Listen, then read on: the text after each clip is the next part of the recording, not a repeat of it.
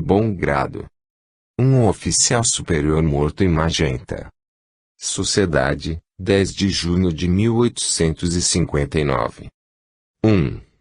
Evocação. Resp. Eis-me aqui. 2. Poderíeis dizer-nos como atendestes tão prontamente ao nosso apelo? Resp. Eu estava prevenido do vosso desejo. 3. Por quem fostes prevenido? Resp. Por um emissário de Luís. 4. Tinhais conhecimento da existência de nossa sociedade? Resp. Vós o sabeis. Observação. O oficial em questão tinha realmente auxiliado a sociedade para a obtenção do seu registro de funcionamento. 5. Sob que ponto de vista consideráveis a nossa sociedade quando concorrestes para a sua formação? Resp. Eu não estava ainda inteiramente decidido, mas me inclinava muito a crer, não fossem os acontecimentos que sobrevieram, por certo teria ido instruir-me no vosso círculo.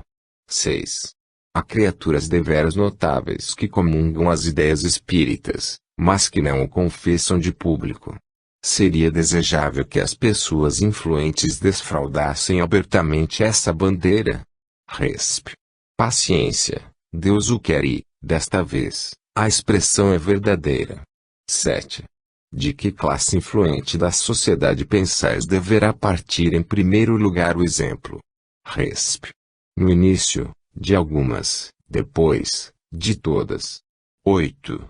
Do ponto de vista do estudo, poderias dizer-nos se vossas ideias que são mais lúcidas que as do zoavo que há pouco esteve aqui, embora ambos hajam falecido mais ou menos na mesma época? Resp. Muito. Aquilo que ele vos disse, testemunhando uma certa elevação de pensamento, foi-lhe soprado, porque ele é bom mas muito ignorante e um tanto leviano. 9. Ainda vos interessais pelo sucesso de nossos exércitos? Resp. Muito mais do que nunca, pois hoje conheço o seu objetivo. 10. Tende a bondade de definir o vosso pensamento, o objetivo sempre foi abertamente confessado e, sobretudo em vossa posição, devíeis conhecê-lo. Resp. O fim que Deus se propôs, vós o sabeis. Observação. Ninguém desconhecerá a gravidade e a profundeza desta resposta. Assim, quando vivo, ele conhecia o objetivo dos homens, como espírito, vê o que há de providencial nos acontecimentos. 11. Que pensais da guerra em geral? Resp. Desejo que progridais rapidamente, a fim de que ela se torne tão impossível quanto inútil. Eis a minha opinião. 12. Acreditais que chegará o dia em que ela será impossível e inútil? Resp. Sim, não tenho dúvida, e posso dizer que esse momento não está tão longe quanto pensais, embora não vos possa dar esperança de que o vereis. 13. Vós vos reconhecestes imediatamente no momento da morte? Resp. Quase que imediatamente, graças às vagas noções que possuía do espiritismo. 14. Podeis dizer algo a respeito de mim, morto também na última batalha? Resp. Ele ainda se encontra enredado na matéria, sente muita dificuldade em se desvencilhar, seus pensamentos não se tinham voltado para este lado. Observação. O conhecimento do espiritismo auxilia o desprendimento da alma após a morte. Assim, concebe-se que abrevie o período de perturbação que acompanha a separação. O espírito conhecia antecipadamente o mundo em que horas se encontra. 15. Assististes à entrada de nossas tropas em Milão? Resp. Sim, e com alegria. Fiquei encantado pela ovação com que nossas armas foram acolhidas, a princípio por patriotismo, depois, pelo futuro que as aguarda. 16. Como espírito, podeis exercer uma influência qualquer sobre as disposições estratégicas? Resp. Acreditais que isso não tenha sido feito desde o princípio, e tendes dificuldade de adivinhar por quem? 17. Como foi possível que os austríacos abandonassem tão rapidamente uma praça forte como Pavia? Resp. Medo. 18. Então estão desmoralizados? Resp. Completamente. De mais a mais, se agimos sobre os nossos num sentido, deveis pensar que sobre eles age uma influência de outra natureza. Observação: aqui a intervenção dos espíritos nos acontecimentos é inequívoca. Eles preparam os caminhos para a realização dos desígnios da providência. Os antigos teriam dito que era obra dos deuses, nós dizemos que é dos espíritos, por ordem de Deus. 19. Podeis dar a vossa opinião sobre o general Julai, como militar, pondo de lado qualquer sentimento nacionalista. Resp. Pobre general. 20. Voltaríeis de bom grado se vos pedíssemos. Resp. Estou à vossa disposição e prometo vir, mesmo sem ser chamado. A simpatia que eu nutria por vós não fez senão aumentar. Adeus. Variedades. Lord Castlereagh Bernadotte. Há cerca de 40 anos aconteceu a seguinte aventura ao Marquês de Londonderry, mais tarde Lord Castlereagh. Certo dia foi visitar um gentil homem que privava da amizade de um de seus amigos, o qual residia num desses velhos castelos do norte da Irlanda, que os romancistas elegem para palco das aparições do outro mundo. O aspecto do apartamento do Marquês estava em perfeita harmonia com o edifício. Com efeito, os vigamentos de madeira ricamente esculpidos e enegrecidos pelo tempo, o enorme arco da chaminé, semelhante à entrada de um túmulo, a tapeçaria pesada e repleta de pó que mascarava as estreitas janelas e circundava o leito, tudo era susceptível de dar uma feição melancólica aos pensamentos. Lord Londonderry examinou seu dormitório e travou conhecimento com os antigos senhores do castelo que, retratados de pé nos quadros da parede, pareciam esperar a sua saudação. Depois de ter despedido o criado de quarto, foi deitar-se. Mal acabara de apagar a vela, percebeu um raio de luz a iluminar o cortinado superior de seu leito.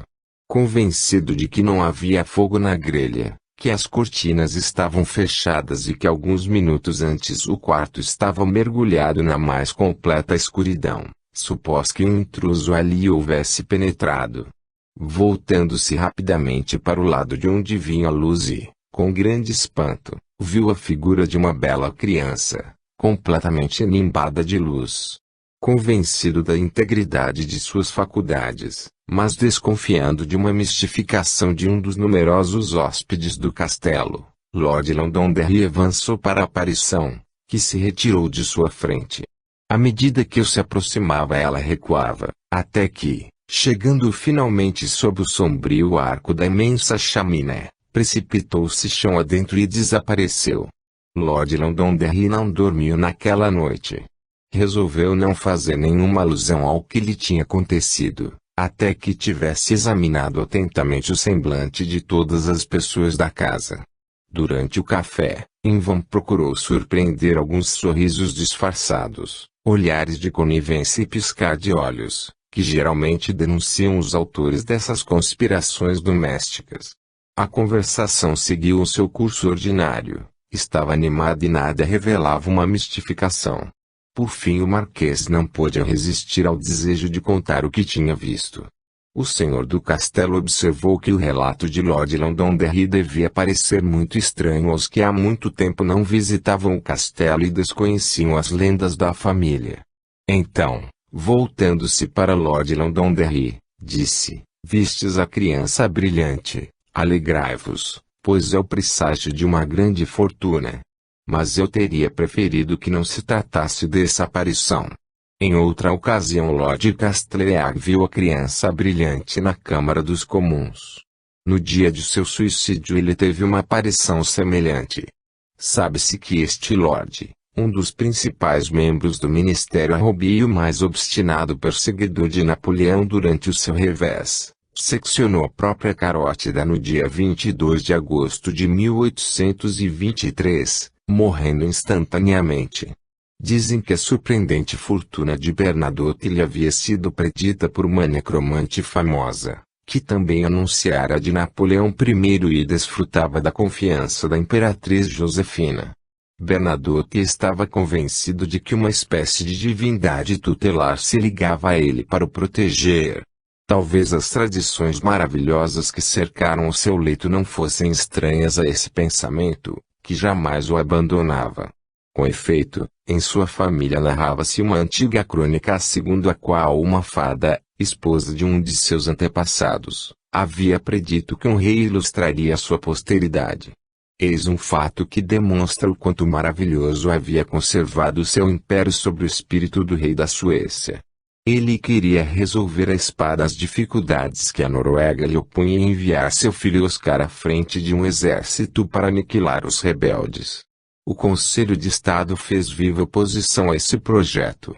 Certo dia em que Bernadotte acabava de travar uma animada discussão sobre o assunto, montou a cavalo e afastou-se da capital à disparada. Depois de longo percurso chegou às bordas de uma sombria floresta. De repente apresentou-se aos seus olhos uma velha mulher, vestida de maneira extravagante com os cabelos em desalinho. Que quereis? Perguntou bruscamente o rei. A feiticeira respondeu sem se desconcertar. Se Oscar combater nessa guerra que premeditas, não dará os primeiros golpes, mas os receberá.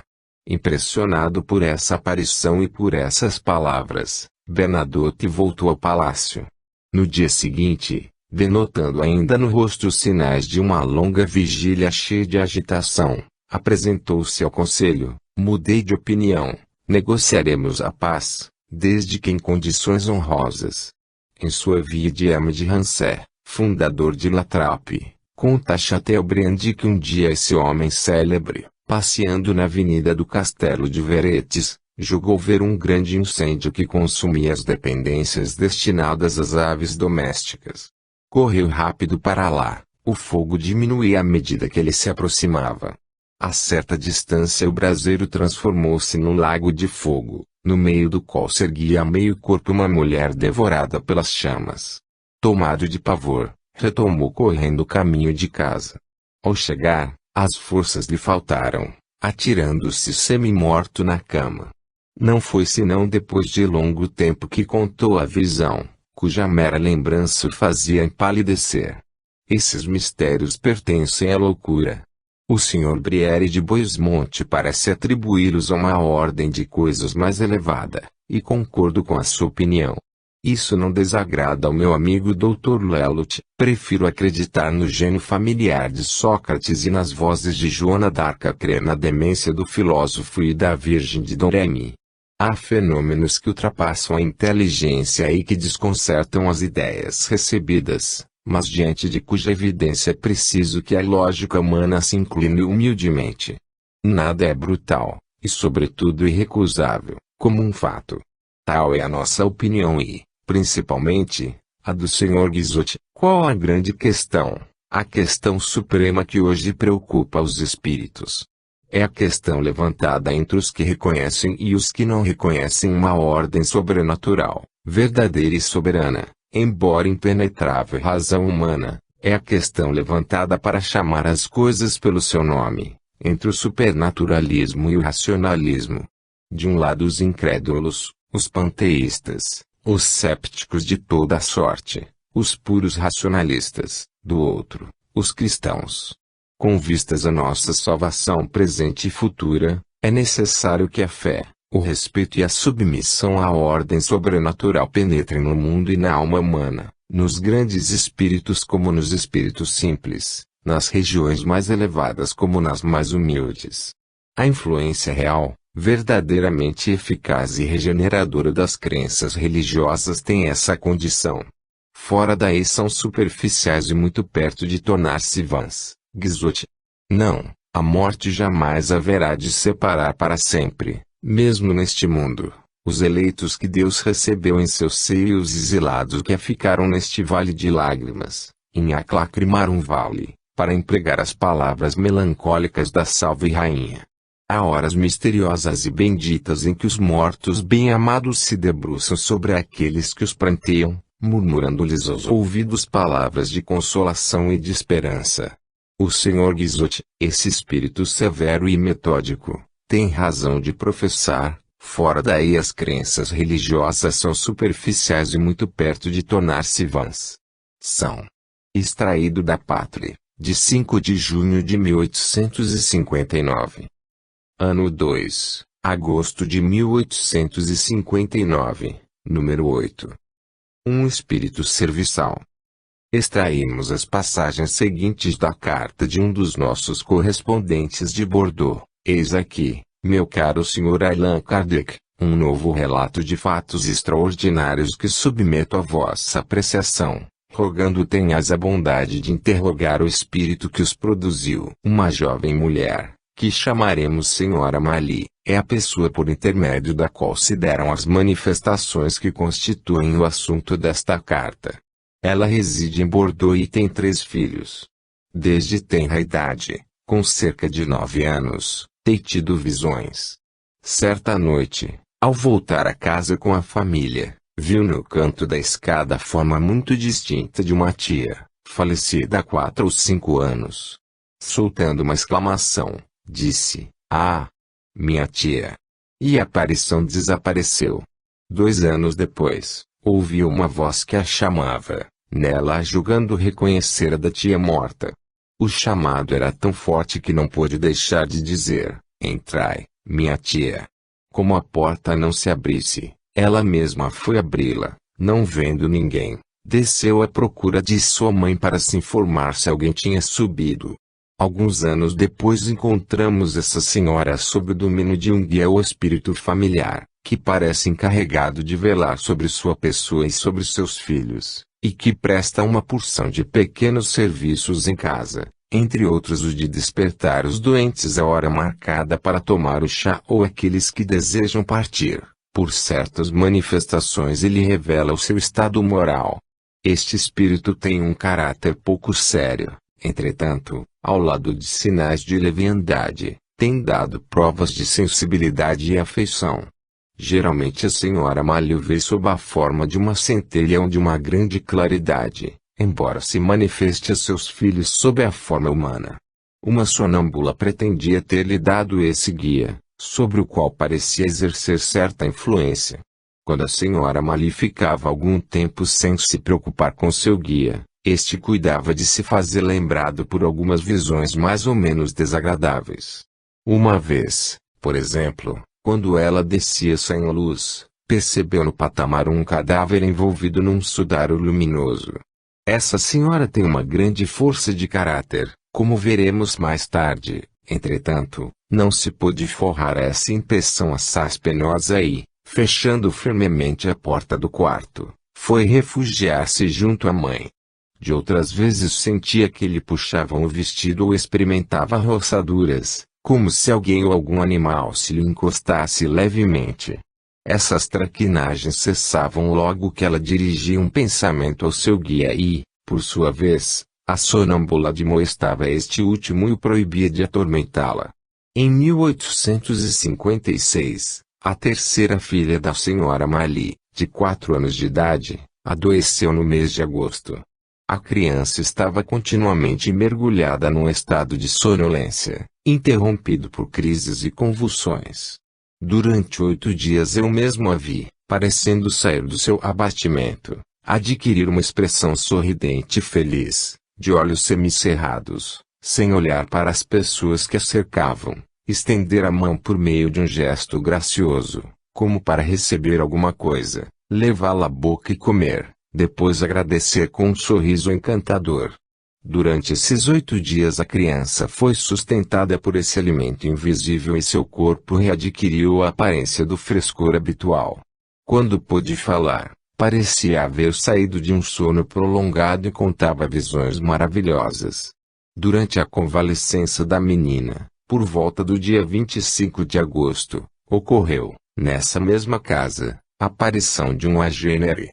Cerca de 10h30 da noite a senhora Mali, segurando a pequena pela mão, descia uma escada de serviço quando percebeu um indivíduo que subia. A escada estava perfeitamente iluminada pela luz da cozinha, de modo que ela pôde distinguir muito bem o indivíduo, cuja aparência era de uma pessoa de constituição vigorosa.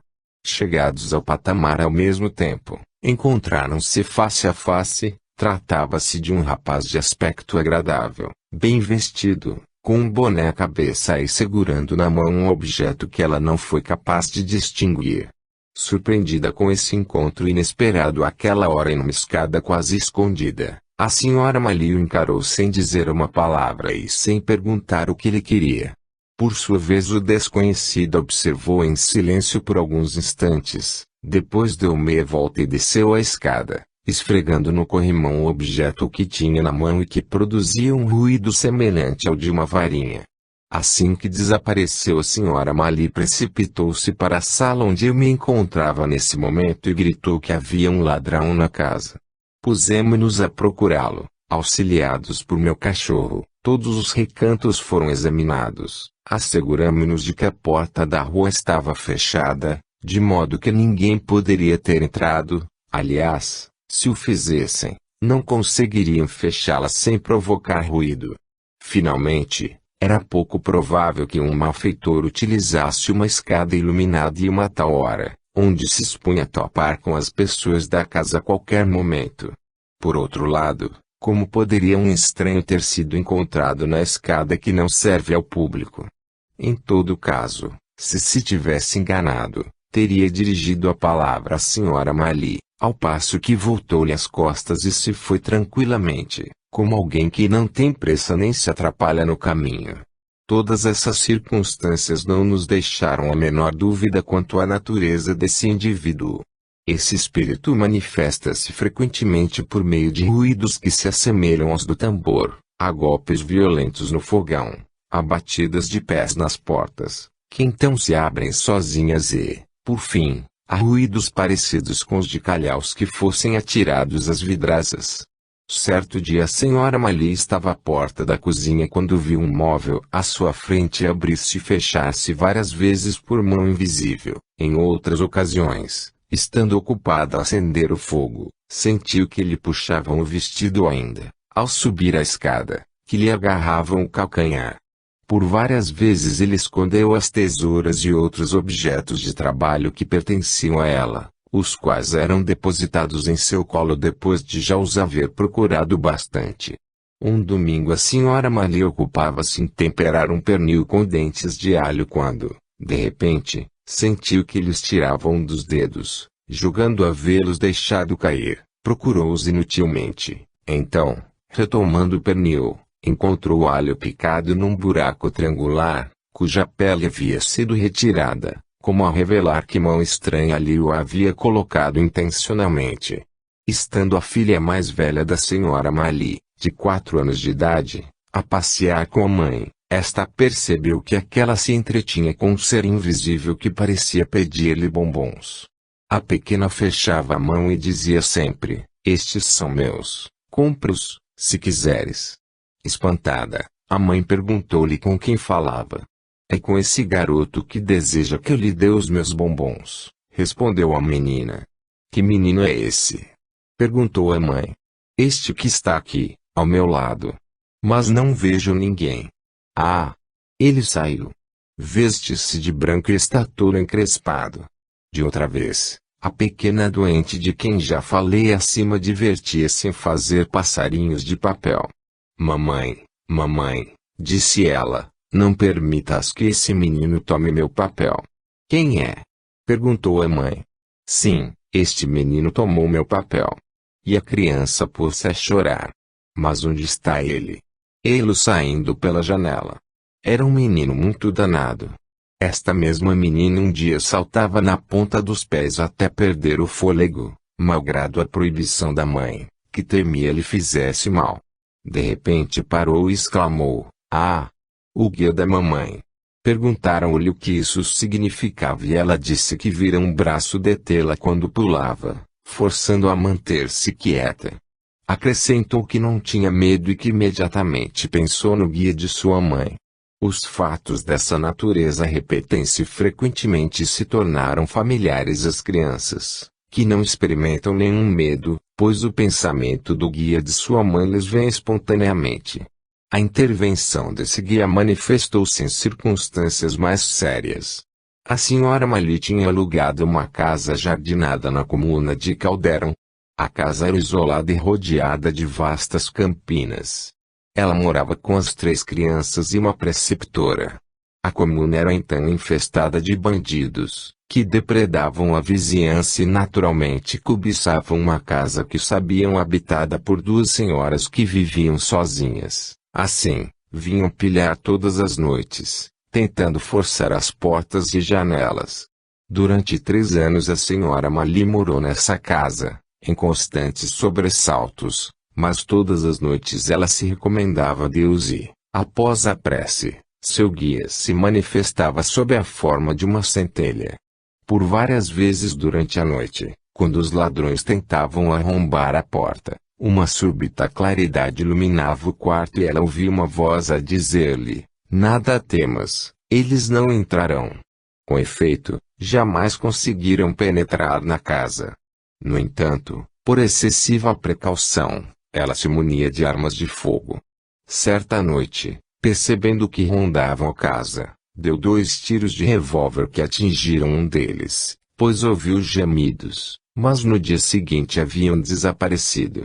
Esse fato foi relatado nos seguintes termos por um jornal de Bordeaux. Informaram-nos de um fato que demonstra certa coragem por parte de uma jovem que reside na comuna de Calderon. Uma senhora que ocupa uma casa isolada nessa comuna tem em sua companhia uma moça encarregada da educação das crianças.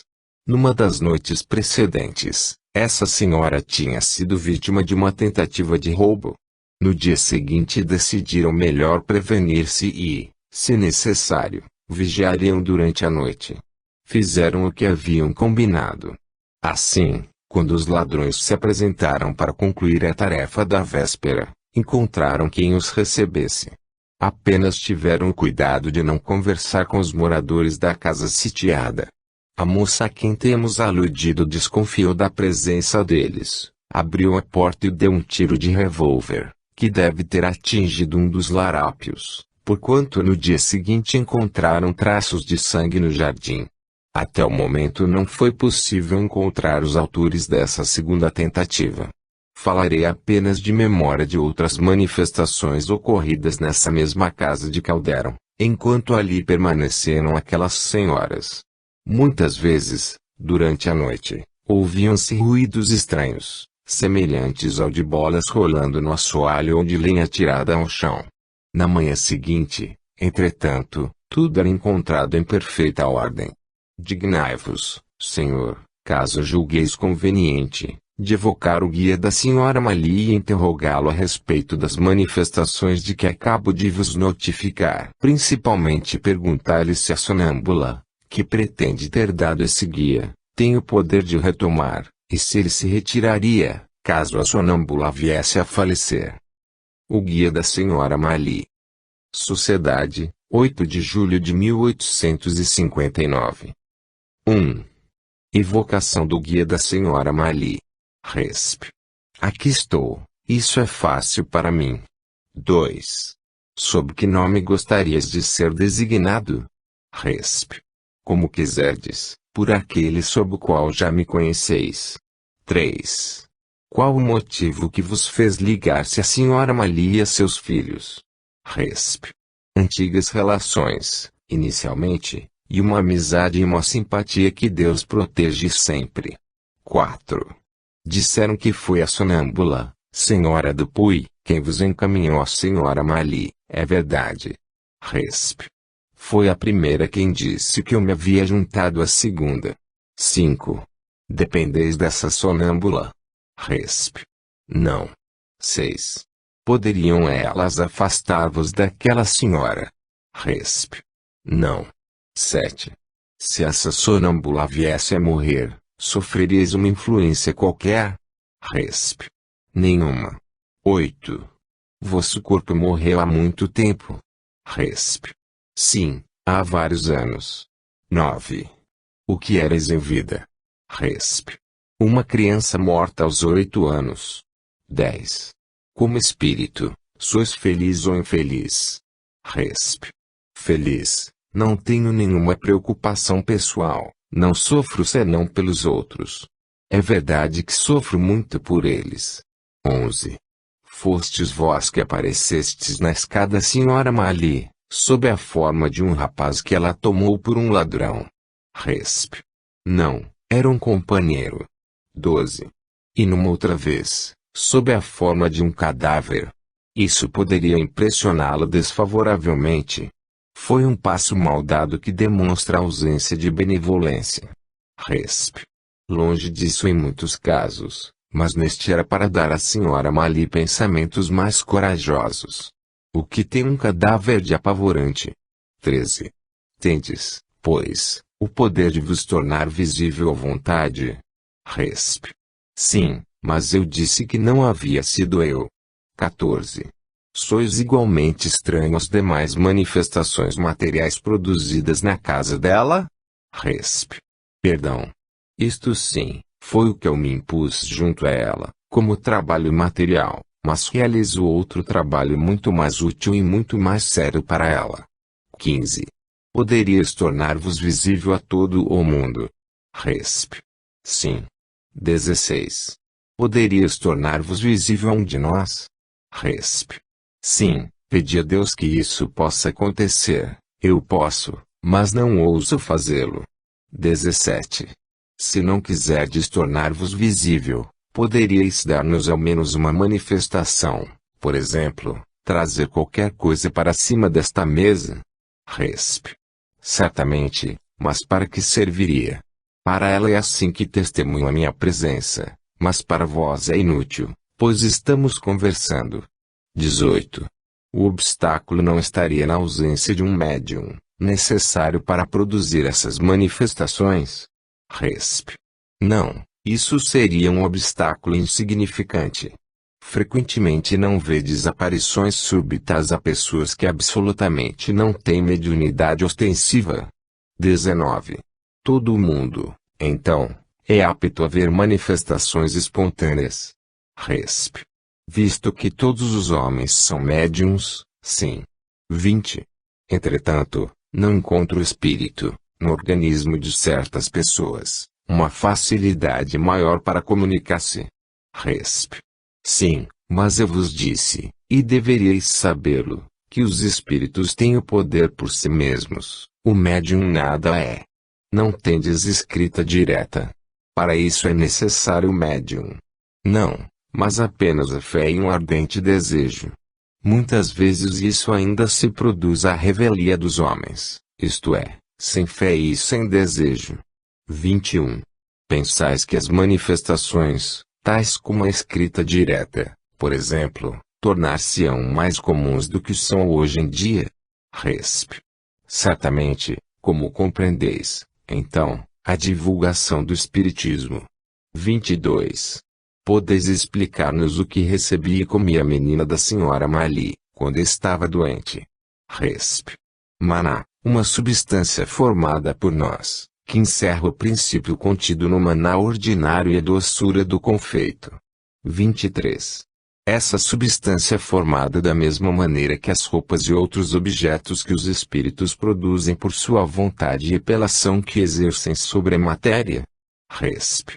Sim, mas os elementos são muito diferentes. As porções que formam o maná não são as mesmas que eu consegui para formar madeira ou roupa. 24. A São Luís, o elemento tomado pelo espírito para formar seu maná é diferente do que ele toma para formar outra coisa. Sempre nos disseram que não existe senão um elemento primitivo universal, do qual os diferentes corpos são simples modificações. Resp. Sim. Isto é, o mesmo elemento primitivo está no espaço, sob uma forma aqui, sob uma outra ali, é o que ele quer dizer. Seu maná é extraído de uma parte desse elemento, que supõe diferente, mas que é sempre o mesmo. 25. A ação magnética pela qual se dá a uma substância, a água, por exemplo, propriedades especiais, tem relação com a do espírito que cria uma substância. Resp. O magnetizador não desdobra de forma absoluta senão a sua vontade, é um espírito que auxilia, que se encarrega de obter e de preparar o remédio. 26. Ao guia, Há tempos referimos fatos curiosos de manifestações de um espírito por nós designado pelo nome de Louquinho de Baione.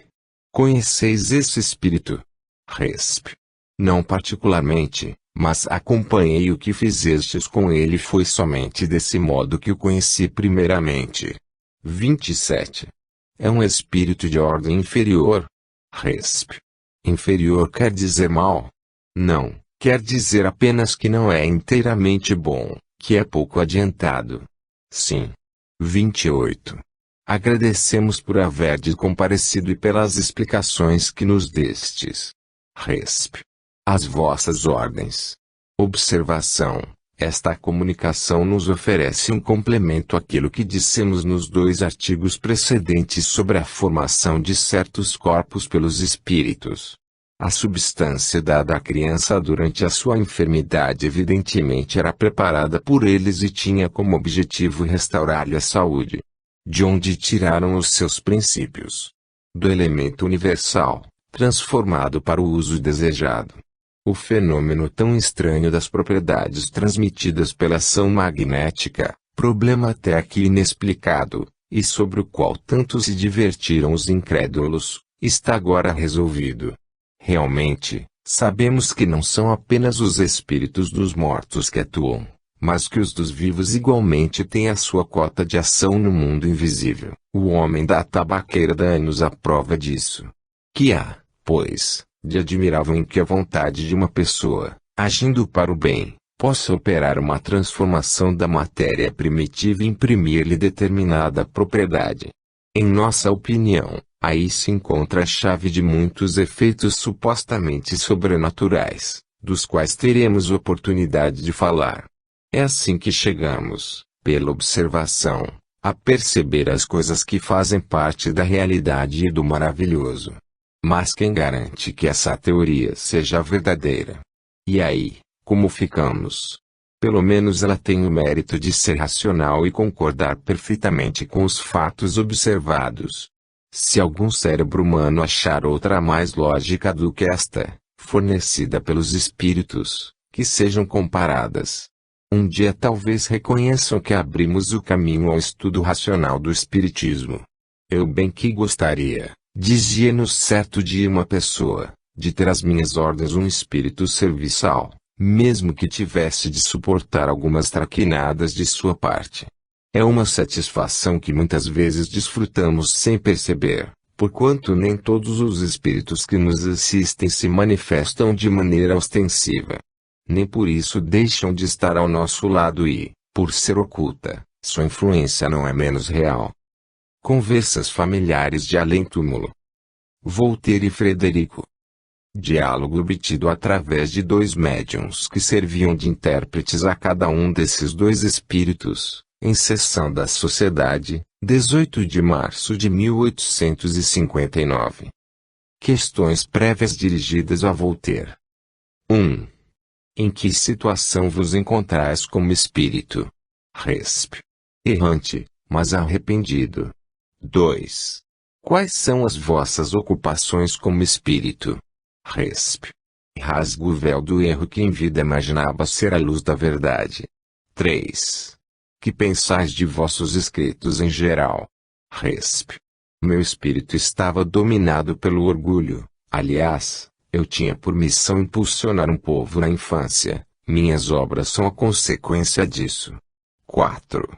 Que direis particularmente do vosso Joana d'Arc? Resp. É uma diatribe, embora eu tenha feito coisas piores. 5. Quando encarnado pensáveis no futuro após a morte? Resp. Não acreditava senão na matéria, bem o sabeis, e ela morre. 6. Professáveis o ateísmo no verdadeiro sentido da palavra? Resp. Eu era orgulhoso, negava a divindade por orgulho, com o que sofri e de que me arrependo. 7. Gostaríeis de conversar com Frederico, que também concordou em atender ao nosso apelo. Esta conversa seria instrutiva para nós. Resp. Se Frederico quiser, eu me prontifico. Voltaire, vedes, meu caro monarca, que reconheço meus erros e que estou longe de falar como nas minhas obras. Outrora, ofertávamos o espetáculo das nossas torpezas, agora somos obrigados a oferecer o do nosso arrependimento e do nosso desejo de conhecer a grande e pura verdade. Frederico, eu vos supunha menos bom do que realmente sois. Voltaire, uma potência, que somos obrigados a adorar e reconhecer em toda a sua soberania força nossa alma a proclamar, para aqueles de quem talvez abusamos, uma doutrina completamente oposta à que havíamos professado. Frederico, é verdade, meu caro Arouet, mas não finjamos mais. É inútil, caíram todos os véus. Voltaire, deixamos tantos desastres à nossa retaguarda que precisaremos de muitas lágrimas, a fim de obtermos o perdão e sermos absolvidos. Nunca estaríamos suficientemente unidos para fazer esquecer e reparar os males que causamos. Frederico, confessemos também que o século que nos admirava foi muito pobre de julgamento e que bem pouco é preciso para deslumbrar os homens, nada mais que um pouco de audácia. Voltaire, por que não? Fizemos tanto barulho em nosso século. Frederico, foi esse barulho que, caindo de repente num completo silêncio, nos atirou na reflexão amarga, quase no arrependimento. Eu choro a minha vida, mas como me aborreço por não ser mais Frederico. E tu, de não seres mais o senhor de Voltaire. Voltaire, falai então por vós, majestade. Frederico, sim, eu sofro, mas não o repitais novamente. Voltaire, então abdicai. Mais tarde fareis como eu. Frederico, não posso. Voltaire, pedis-me que seja vosso guia, sê-lo-ei ainda. Tratarei apenas de não vos desencaminhar no futuro. Se puderdes ler, procurai aqui o que vos possa ser útil. Não são as altezas que vos interrogam, mas espíritos que procuram e encontram a verdade com auxílio de Deus. Frederico, tomai-me então pela mão, traçai-me uma linha de conduta, se o puderdes. Esperemos. Mas será para vós. Quanto a mim estou muito perturbado, e isso já dura um século. Voltaire, ainda me citais o orgulho de valer mais do que vós. Isso não é generoso. Tornai-vos bom e humilde para que eu mesmo seja humilde. Frederico, sim, mas o sinete que a minha condição de majestade deixou-me no coração impede-me sempre de humilhar-me como tu. Meu coração é firme como um rochedo, árido como um deserto, seco como uma arena. Voltaire, sereis então um poeta. Eu não vos conheci esse talento, senhor. Frederico, tu finges, tu. Não peço a Deus senão uma coisa, o esquecimento do passado. Uma encarnação de prova e de trabalho. Voltaire, e melhor. Uno-me também a vós, mas sinto que terei de esperar muito tempo a minha remissão e o meu perdão. Frederico, bem, meu amigo, então oremos juntos uma vez. Voltaire, eu o faço sempre, desde que Deus se dignou levantar a mim o véu da carne. Frederico, que pensas destes homens que nos chamam aqui? Voltaire, eles podem nos julgar e nós não podemos senão humilhar-nos diante deles. Frederico, eles me incomodam, eu. Seus pensamentos são muito diversos. A Frederico, que pensais do Espiritismo? Resp. Sois mais sábios do que nós. Não viveis um século além do nosso. E embora no céu desde esse tempo, nele apenas acabamos de entrar. Agradecemos por terdes atendido ao nosso apelo, assim como o vosso amigo Voltaire. Voltaire, viremos quando quiserdes. Frederico, não me evoqueis demasiadamente. Não sou simpático. Porque não sou simpático. Resp. Eu desprezo e me sinto desprezível. 25 de março de 1859. 1. Evocação de Voltaire. Resp. Falai. 2. Que pensais de Frederico, agora que ele não se acha mais aqui? Resp. Ele raciocina muito bem, mas não quis explicar-se. Como vos disse, ele despreza, e esse desprezo que nutre a todos o impede de abrir o coração, temendo não ser compreendido. 3. Muito bem. Teríeis a bondade de completar e dizer o que ele entendia por estas palavras: desprezo e me sinto desprezível. Resp. Sim.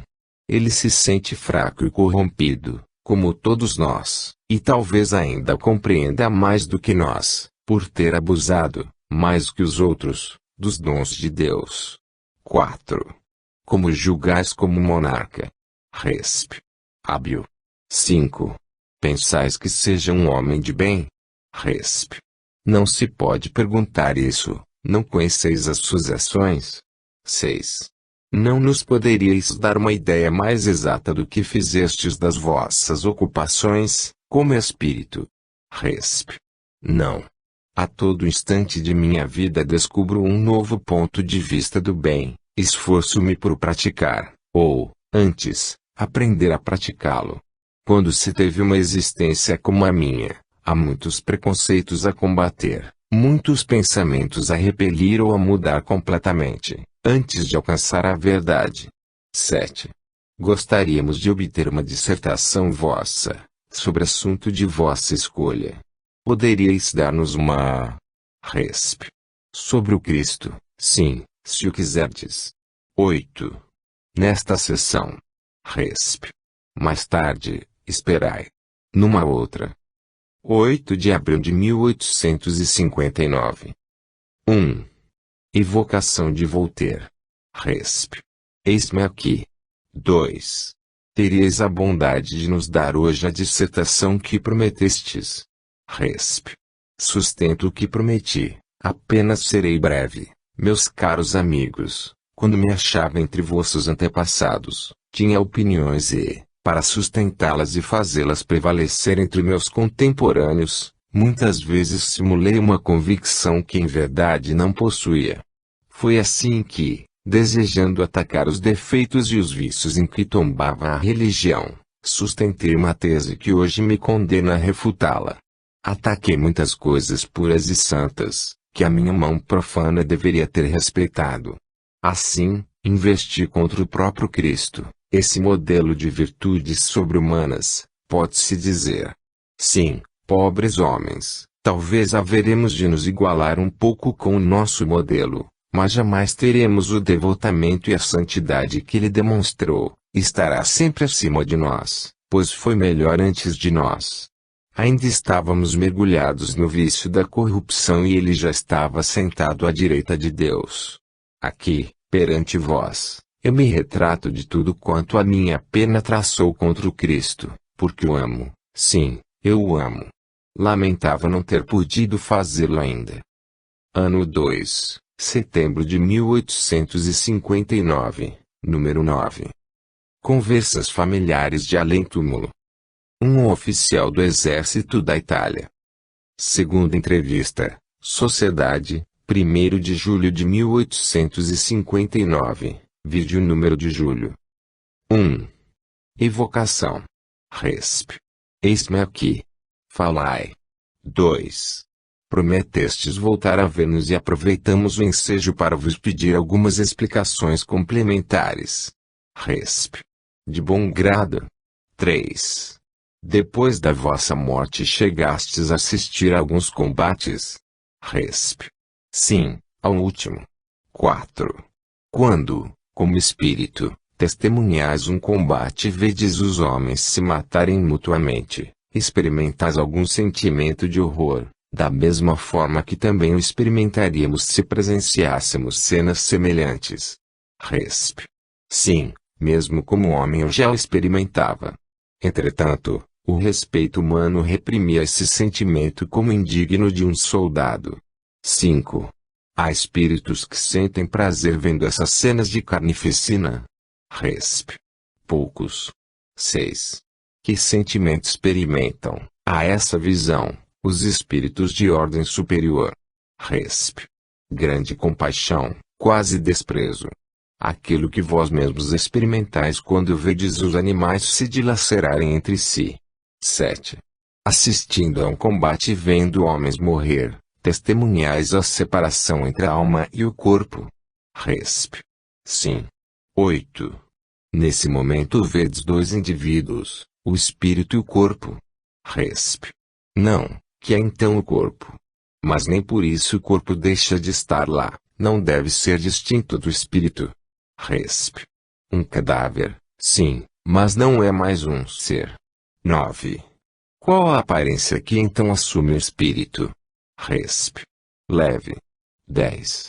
O espírito afasta-se imediatamente do corpo. Dignai-vos descrever tão explicitamente quanto possível como as coisas se passam e como haveríamos, caso fôssemos testemunhas. Resp. Há poucas mortes realmente instantâneas. O espírito, cujo corpo foi atingido por uma bala, a maior parte do tempo argumenta consigo mesmo: vou morrer, pensemos em Deus e no céu. Adeus, terra que eu amava. Depois desse primeiro sentimento a dor o arranca do corpo e só então podemos distinguir o espírito, que se move ao lado do cadáver. Isso parece tão natural que a visão do corpo morto não produz nenhum efeito desagradável. Tendo sido toda a vida transportada para o espírito, apenas este chama a atenção. É com o espírito que conversamos, não é a ele que damos ordens. Observação. Poderíamos comparar esse efeito ao produzido por um grupo de banhistas. O espectador não presta nenhuma atenção às roupas deixadas à margem. 11. Surpreendido por uma morte violenta, geralmente por algum tempo o homem não se julga morto. Como se explicar a sua situação, e como pode ter ilusões, já que deve sentir perfeitamente que seu corpo não é mais material e resistente? Resp. Ele o sabe. Não há ilusão.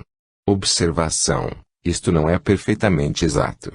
Sabemos que em certos casos os espíritos se iludem, julgando não estar mortos. 12. Uma tempestade violenta desabou no fim da Batalha de Solferino. Foi por uma circunstância fortuita ou por um desígnio providencial? Resp. Toda circunstância fortuita resulta da vontade de Deus. 13. Essa tempestade tinha um objetivo. Qual seria? Resp. Sim, por certo, fazer cessar o combate. 14. Foi provocado no interesse de uma das partes beligerantes. Qual? Resp. Sim, sobretudo para os nossos inimigos. Por que isso? Poderias explicar mais claramente? Resp. Perguntais-me por quê? Acaso ignorais que, sem essa tempestade, nossa artilharia não teria deixado escapar um só austríaco? 15. Se tal tempestade foi provocada, deve ter tido agentes. Quais eram esses agentes? Resp. A eletricidade. 16. É o agente material. Mas haverá espíritos que tenham por tarefa conduzir os elementos. Resp. Não, a vontade de Deus é suficiente. Ele não necessita de ajudantes tão elementares. O General Oshii. Sociedade, 22 de julho de 1859. 1. Evocação. Resp. Estou convosco. 2. A senhora J. nos disse que vos tinhais comunicado espontaneamente com ela. Com que intenção o fizestes, desde que ela não vos havia chamado? Resp. Ela quem me traz aqui. Eu desejava ser chamado por vós e sabia que, dirigindo-me à sua casa, seríeis informado e provavelmente me evocaríeis. 3. Dissestes a ela que estáveis acompanhando as operações militares da Itália. Isso nos parece natural. Poderias dizer-nos o que pensais a respeito? Resp. Elas produziram grandes resultados. No meu tempo combatíamos mais longamente. 4. Assistindo a essa guerra, nela desempenhas algum papel ativo? Resp. Não, simples espectador. 5. Como vós, outros generais do vosso tempo lá estiveram convosco? Resp. Sim, bem o podeis imaginar. 6. Poderíeis designar alguns? Resp. Seria inútil. 7. Dizem que Napoleão I achava-se presente, no que não temos dificuldade em acreditar. À época das primeiras guerras da Itália ele era apenas general. Poderias dizer-nos se nesta ele via as coisas do ponto de vista do general ou do imperador? Resp. De ambos, e ainda de um terceiro, do de diplomata. 8. Quando vivíeis, vossa posição hierárquica como militar era mais ou menos igual à dele. Como ele ascendeu bastante depois de vossa morte, poderíeis dizer-nos, como espírito, se o considerais vosso superior.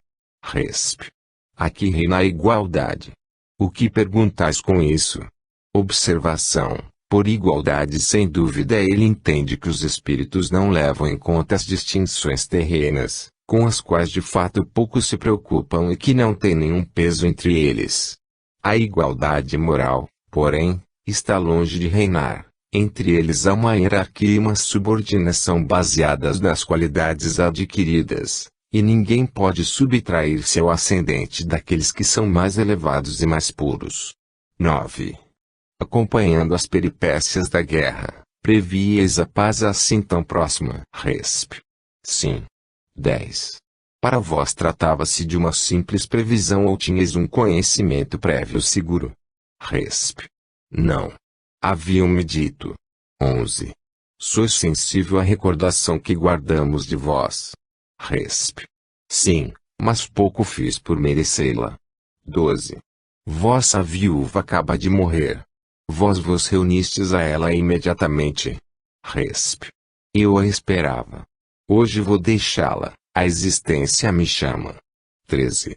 Será na terra que deveis ter uma nova existência? Resp. Não. 14. O mundo para o qual deveis ir é desconhecido? Resp. Sim, Mercúrio. 15. Do ponto de vista moral, esse mundo é superior ou inferior à Terra? Resp. Inferior. Eu o elevarei. Contribuirei para fazê-lo entrar numa nova posição. 16. Atualmente conheceis o mundo para onde deveis ir? Resp. Sim, muito bem. Talvez melhor do que o conhecerei quando habitar. Observação. Esta resposta é perfeitamente lógica. Como espírito ele vê esse mundo em seu conjunto. Quando nele estiver encarnado não o verá senão do ponto de vista restrito da sua personalidade e da posição social que ocupar. 17. Do ponto de vista físico, os habitantes desse mundo são tão materiais quanto os da Terra? Resp. Sim, completamente, mais ainda. 18. Fostes vós que escolhestes esse mundo para vossa nova existência? Resp. Não, não. Eu teria preferido uma terra calma e feliz. Lá encontrarei torrentes de mal a combater e furores de crime a punir. Observação.